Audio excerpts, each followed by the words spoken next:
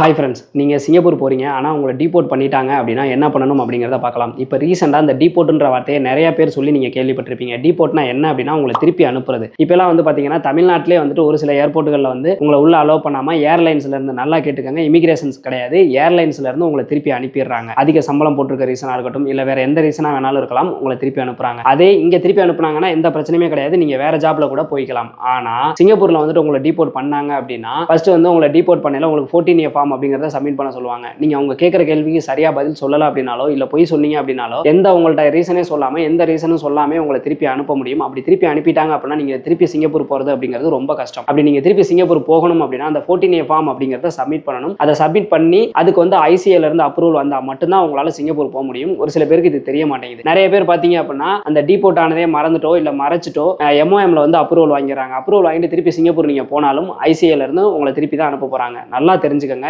MOM அப்படிங்கிறது வேற, ICA அப்படிங்கிறது வேற. MOM அப்படிங்கிறது மனிதவள அமைச்சு, ICA அப்படிங்கிறது சிங்கப்பூர் இமிகிரேஷன். ஓகேங்களா? இவங்க ரெண்டு பேருமே வேற வேற. ஸோ இவங்க அப்ரூவல் கொடுத்தாலும் இவங்க அப்ரூவல் கொடுக்க மாட்டாங்க. அதனால 14A ஃபார்ம் அப்படிங்கிறத சப்மிட் பண்ணிட்டு போங்க. இங்க இருந்து நீங்க ஏதாவது வேலைக்கு போறீங்க அப்படின்னா உங்களை டீபோர்ட் பண்ணுவாங்க. அதாவது இப்போ பாத்தீங்க அப்படின்னா இ-பாஸையும் டிபி பாஸையும் நிறைய பேர் டீபோர்ட் பண்ணிட்டு இருக்காங்க. ஸோ இந்த மாதிரி டீபோர்ட் பண்றப்ப உங்க ஏஜென்ட் கிட்ட சப்போஸ் என்னைய டீபோர்ட் பண்ணா எவ்வளவு அமௌண்ட் ரீஃபண்ட் பண்ணுவாங்க அப்படின்றத தெளிவா கேட்டுக்கிட்டு அதுக்கப்புறமேட்டு மூவ் பண்ணு. அதிகமான அமௌண்ட் அவங்க பிடிக்கிற மாதிரி தெரிஞ்சா தயவு செய்து மூவ் பண்ணாதீங்க. ஓகேங்களா? ஸோ இந்த மாதிரியான யூஸ்ஃபுல்லான இன்ஃபர்மேஷன் தெரிஞ்சுக்கிறதுக்கு மறக்காம நம்ம சேனலை சப்ஸ்கிரைப் பண்ணி வச்சுக்கோங்க. பாய்.